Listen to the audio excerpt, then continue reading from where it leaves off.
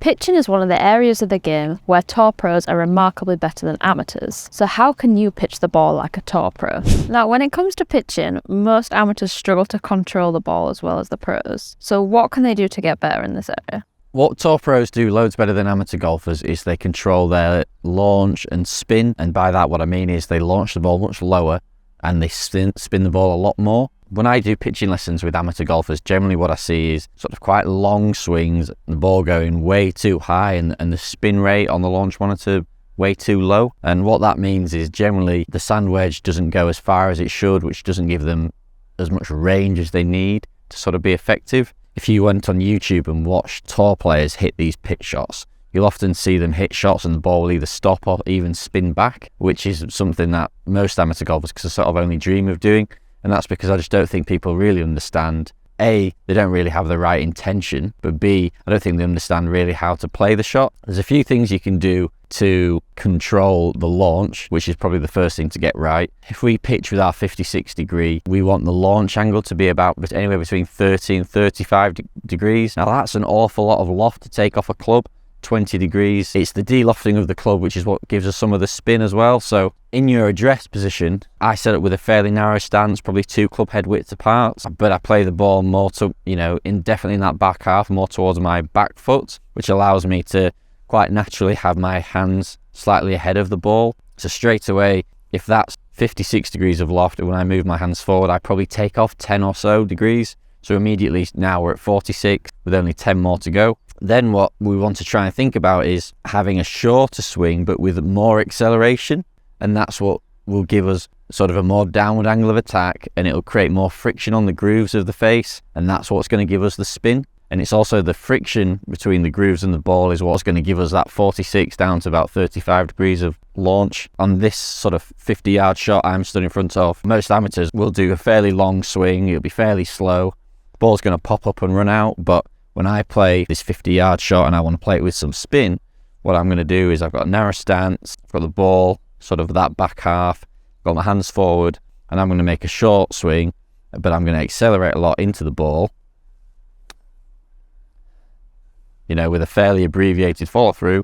And it's that acceleration, it's the clean grooves, it's a good ball, it's going to come out low with loads of spin, and it's going to sort of one hop and grab on that second bounce. If you could basically stop the ball within 2 yards of where it lands, all of a sudden you've got an awful lot more control when hitting shots at flags. So if you're hitting to like a tucked pin somewhere, but you knew the ball was going to stop when it landed, all of a sudden you can aim a bit closer to the pin, and the shots become a lot easier when you can get some spin and stop the ball. If I knew that I wasn't going to get any spin, I would have to be a lot more precise on where I land the ball to then get it closer to the flag. All I'm doing technically is I'm narrowing my stance, I've got the ball back, I've got my hands forward, I might even move my weight slightly forward because again that helps me get that downward strike on the back of the ball. But then I'm going to make a short swing, accelerate through and keep that follow through fairly abbreviated because that helps me control the loft.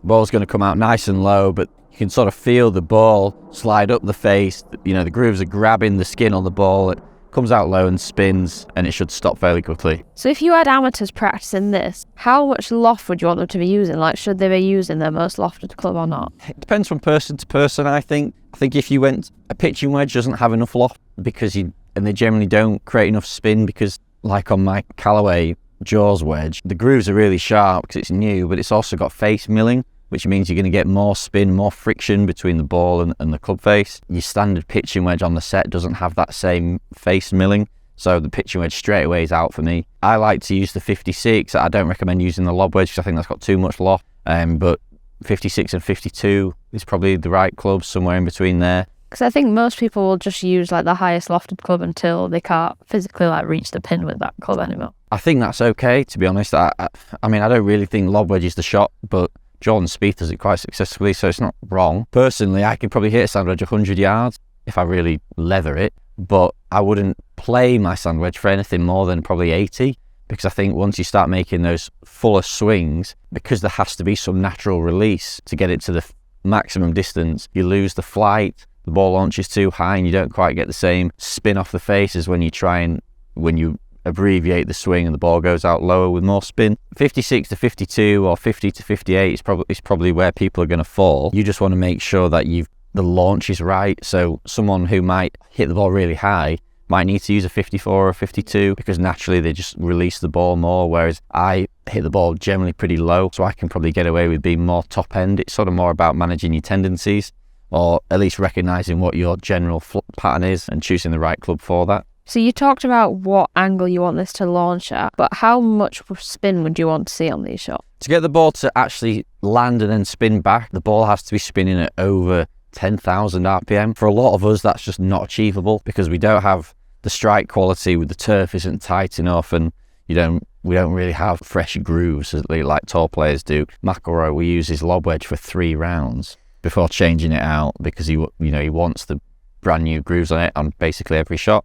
Now we're not lucky enough to be able to do that. I think at the top end you're going to look for about 8,000. I think if it's less than 4 or 5,000, I think you're not spinning it enough because the ball isn't going to stop quick enough. Look at what's the kind of ball you're playing, how clean are your grooves, when was the last time you cleaned your clubs. That's something that is a really easy one. If you can get on like a launch monitor somewhere and work on these distances, 40 to 80 yards, the only numbers I would look at would be carry distance, launch angle and spin rate.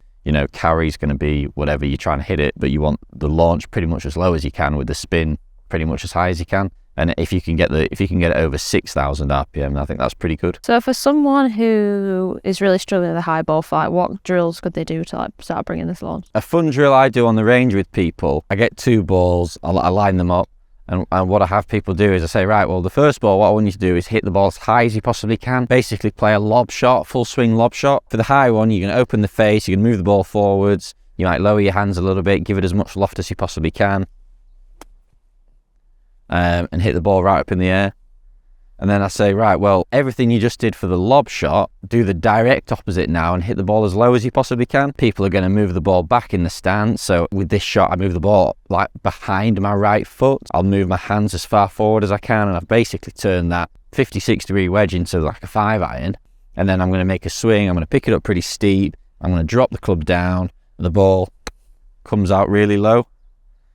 Now, I don't recommend playing that shot, but once you've got the highest possible shot and the lowest possible shot, I then say, right, well, now let's just soften that lowest possible shot. Let's just work up now from that launch angle at like 12 degrees to up to 35. Let's now move the ball sort of directly in line with the right toe. Let's still have the hands forward, and let's not pick the club up as steeply and just pick it off the top. Okay, that was not bad, but still probably too low. I'll pull another one in and say, right, let's soften it again. And this is quite a good exercise for people because it helps you, work on your strike, and it helps you just fine tune what's the right setup for you, because there is no right answer for this for everybody. So now I'm going to move it just inside my right foot. I'm not going to have my hands quite as far forward, do a slightly longer follow through. And that's where I find my perfect flight. Some people will find their perfect flight, right back here. Right, almost ball behind the right foot. But for me, because I naturally have my hands quite far ahead, it's just too far back and it would just land and run on too much. Find the right shot for you. There's no right answer here. I feel like my standard shot is the high shot. So why don't you have a go at the super low one, back outside your right foot, and try and cut that follow through off as early as you can, and just stab it as low as you possibly can. Yeah, nice. So that's obviously way too low. I'll stick to that. It was effective. So we'll just move the ball 2 balls further forward and then slightly lengthen the follow through. Not too bad, but still probably too low. I mean, if the grass was short, you'd get away with that, but when it's this long, you need to. So now let's move the ball inside the right foot, lengthen the follow through ever so slightly more. Yeah, there you go. That was lovely. That felt pretty good. Yeah. This is a brilliant exercise, not just for developing your proprioception, knowing what to do to take loft off, knowing how to control your strike. All those things are quite difficult to practice, but in short game, it's easier probably than anywhere else because of the variety of the shots we can play around here.